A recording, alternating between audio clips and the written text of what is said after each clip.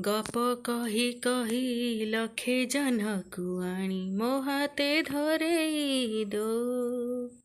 କାହାର ନଜର ଲାଗିବା ଆଗରୁ ତୁ ମୋତେ ଘୋଡ଼େଇ ଦଉ। କଳା କାହ୍ନୁ ମୁଁ ତୋହର, ତୁ ଯଶୋଦା ପରି ମା ମୋର।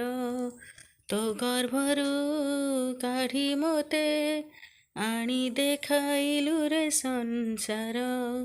ତୋ ହାତ ମୋ ମଥାରେ ରହିଥିଲେ, ପାଦ ଧୂଳି ତୋର ନେଉଥିଲେ, ମୁଁ କିଛି ଚାହିଁବିନି। ମା ତୋ ବିନା ମୁଁ ରହିପାରିବିନି। ମା ତୋ ବିନା ମୁଁ ରହିପାରିବିନି।